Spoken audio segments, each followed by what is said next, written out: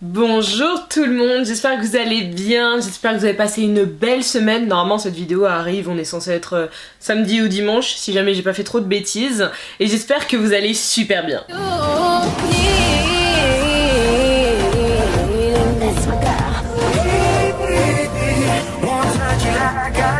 Avant que la vidéo commence, comme d'hab, vous le savez très bien, vous connaissez le gimmick de toute manière parce que c'est sur toutes les chaînes YouTube. Abonnez-vous, n'hésitez surtout pas à aussi me rejoindre sur Instagram, ça fera totalement plaisir. Et puis voilà quoi. Aujourd'hui, si je vous ai l'air un peu tirée, un peu je ne sais pas trop quoi, c'est parce que je suis totalement tirée. Je viens de me faire coiffer là, c'est tout cute, c'est tout joli, c'est tout cool, c'était chez Harmony Beauty Paris. Et si jamais je vous parais d'un côté pas très contente, c'est parce que j'ai deux ongles qui ont sauté, comme vous voyez, voilà, super, clac. Vu que comme certains le savent, j'ai commencé, et je finis de suivre mes aventures sur Instagram, à faire pas mal de mes poses moi-même au Gelix, mais je crois que j'avais pas mis assez de gel, ou bien c'est parce que c'est des nouvelles capsules Gelix et qu'elles sont peut-être pas top celles-ci, contrairement à celles que j'utilise d'habitude. Mais bref, j'arrête de raconter ma vie, on peut enfin commencer le sujet. Ah oui, et nouveau tatouage ici, vous avez vu ? Vous le savez, depuis que j'ai commencé les sujets sexos, je vous l'ai dit, je vous l'ai répété, et ça me fait super plaisir et continue à le faire. Je discute avec énormément d'entre vous en fait sur Instagram qui viennent me parler de leur sexualité, s'ils ont des questions, juste pour avoir des conseils et des trucs comme ça, ou pour juste me faire part de leur vie parce que ça me fait aussi totalement plaisir. Et je me suis rendu compte en fait au fil des discussions qu'il y en a énormément d'entre vous qui utilisent le retrait pendant leur relation sexuelle. On en parlera en détail pour ceux qui savent pas ce que c'est. Mais je me suis dit qu'il fallait enfin en parler parce que c'est un sujet qui est hyper important. Récemment, pour tous mes Netflixeurs de folie, dans Sex Education avec Malik ou bien dans un peu plus précédemment, Bridgerton, enfin les chroniques des Bridgerton avec le duc de Hastings, vous avez pu assister à ce qu'est du retrait, si jamais vous n'aviez pas encore idée, mais en tout cas ça a été montré vraiment, parce qu'il est vrai qu'au cinéma, dans les séries, c'est pas ce qui est le plus montré. Ce qui est le plus montré, c'est du sexe sans capote, point, où les gens finissent à l'intérieur de quelqu'un, point. Mais le retrait, c'est pas tout le temps mis en avant. Mais malheureusement, ce qui a fait que les personnes qui ont pu voir ces méthodes-là à la télévision peuvent commencer à penser que c'est assez safe justement le retrait et à commencer à se reposer dessus, à tort bien entendu. Donc faisons le point. Tout d'abord le retrait, si vous n'avez toujours pas compris ce que c'était, mais gros disclaimer.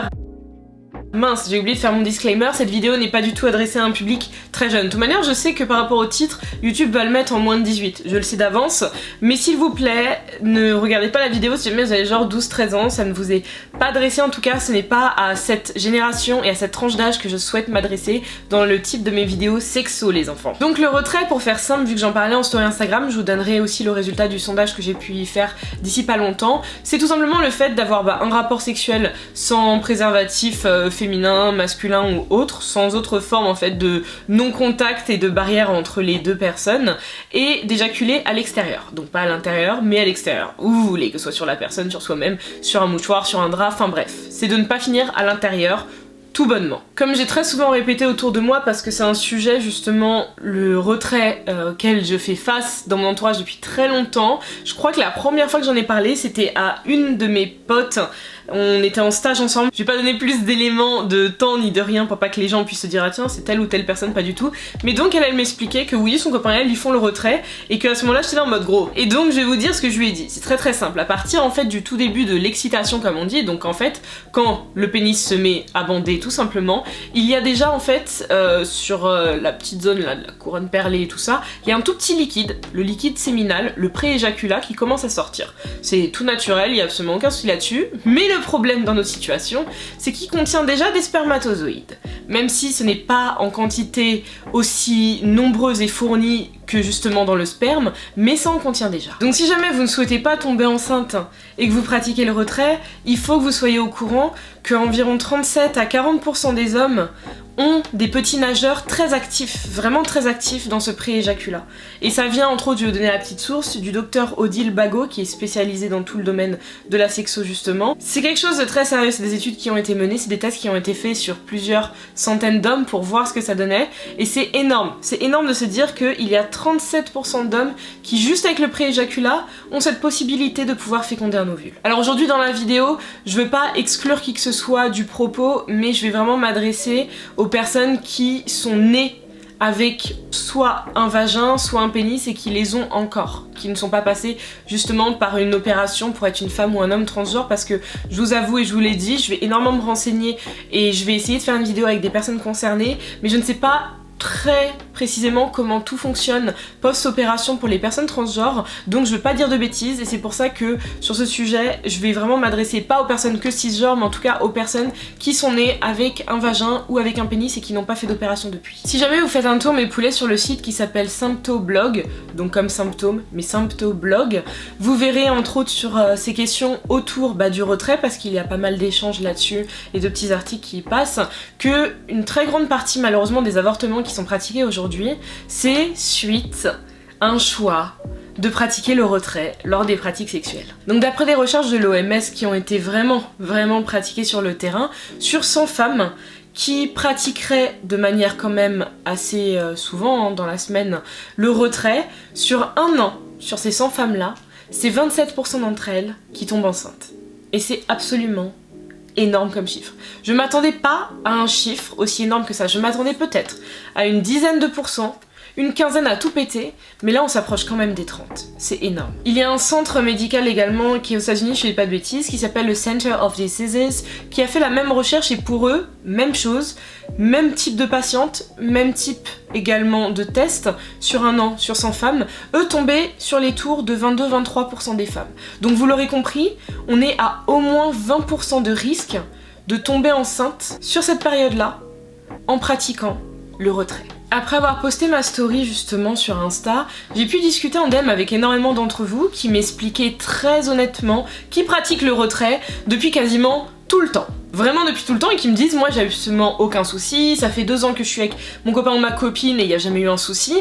Et de toute manière je touche du bois, je croise les doigts pour vous, franchement, parce que le souci c'est que c'est un peu comme la roulette russe. C'est que ça tombe dessus quand tu t'y attends pas vraiment. Et surtout quand tu t'y attends pas. Et le problème c'est qu'excepté si la personne avec qui vous êtes actuellement, vous êtes prêt ou prête à avoir un enfant si jamais la possibilité arrive, si jamais ça arrive, ou bien que vous êtes prête à passer par un avortement, faites très attention à vous là-dessus. Parce qu'encore une fois mes poulets, ça n'arrive clairement, mais clairement pas qu'aux autres. J'étais assez étonnée moi du chiffre quand j'ai fait le sondage pour demander à mes abonnés donc sur Insta qui a déjà fait du retrait pendant le sexe. Donc bien entendu c'était adressé aux personnes ayant des rapports où il y a un pénis non opéré qui soit là en action, parce qu'on a besoin justement de ce terme de retrait avec l'éjaculation, et je vais vous montrer les chiffres qui m'ont totalement étonnée. On a donc le oui à 57% et le non à 43%. Et je vais vous avouer que je m'attendais à une tendance beaucoup plus inversée déjà, et beaucoup plus ouf on va dire, dans le sens où je m'attendais à un 70% de non et un 30% de oui.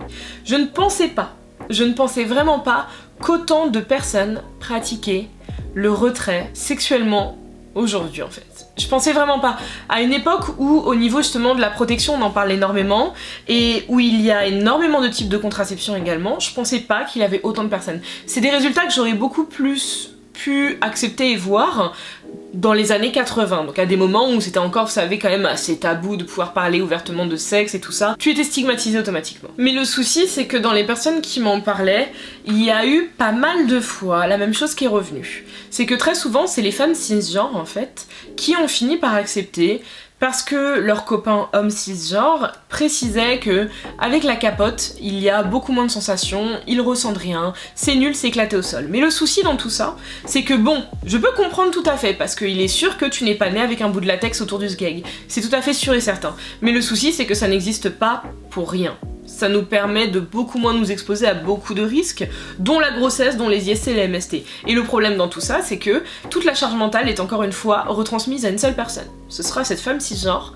qui devra gérer et assumer le problème. Parce qu'encore une fois, même si vous êtes en couple et qu'il y a un avortement à faire, et que ton mec te dit ok, je t'accompagne au planning familial ou à la clinique et on va s'occuper de ça. Ok, c'est bien cool. Mais est-ce que c'est lui qui va avorter? C'est lui qui va prendre les 2 pilules, c'est lui qui va avoir mal physiquement lorsque ça va se passer? Est-ce que c'est lui qui va y repenser? Parce que c'est pas tout le monde qui considère un avortement de la même manière. Il y en a pour qui c'est rien du tout, c'est juste bye bye. Il y en a pour qui c'est un fait très marquant dans leur vie. Donc est-ce que c'est à lui que ça va arriver? Non. Non, non, ce sera à toi. S'il y a une IST ou un MST, c'est toi qui vas la choper. C'est toi qui l'auras. Ça ne réagira pas du tout de la même manière et très souvent c'est sur nous, femmes cisgenres, que c'est le pire des résultats. Donc c'est ça le souci, c'est cette charge mentale qui s'est rajoutée là-dessus uniquement parce qu'en fait quelqu'un a dit je ressens moins de choses, c'est de la D. Personnellement, j'utilise l'application qui s'appelle Clue, C-L-U-E, qui me permet de suivre mes cycles d'ovulation et de menstruation, surtout pour menstruation parce que c'est ce qui me permet de savoir quand mes règles arrivent. Là par exemple, si je vous dis pas de la D, elles arrivent d'ici demain normalement, non 2 jours, voilà. Elle se présente comme ça donc l'application et donc elle me dit bah 2 days until next period, donc ici t'as ta période de fertilité et après chaque jour pendant que tu as tes règles tu peux rentrer à peu près ce que tu ressens. Est-ce que c'est un saignement qui est très abondant?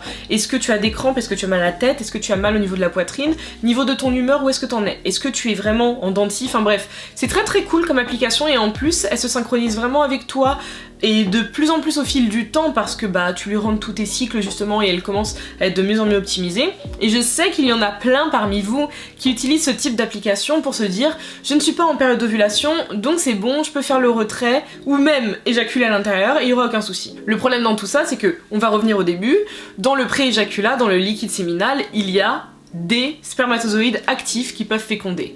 Mais surtout, vous n'êtes pas fécondable uniquement pendant la période d'ovulation.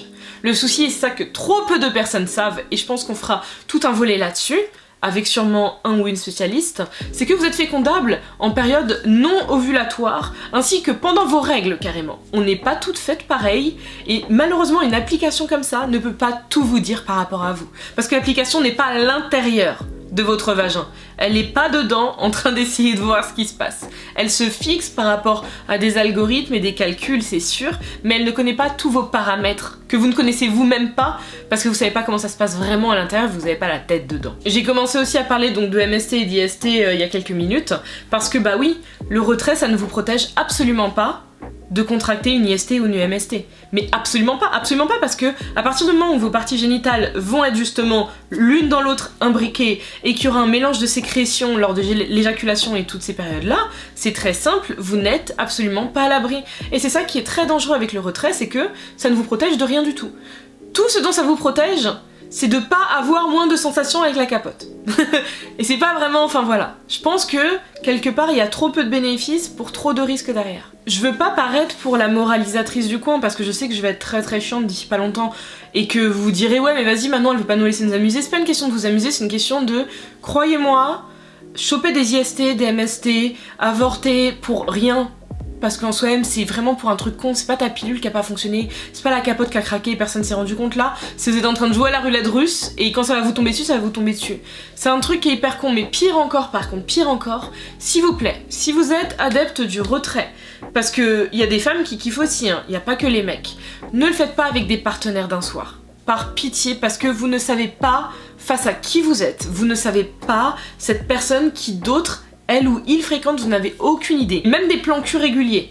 Les plans cul réguliers, à la rigueur de la rigueur, parce que ça peut être une personne de confiance quand même, je vous dis de faire des tests pour checker du côté d'IST et d'MST le plus souvent possible. Vous n'allez pas le faire toutes les semaines, parce que bon, c'est pas remboursé par la sécu.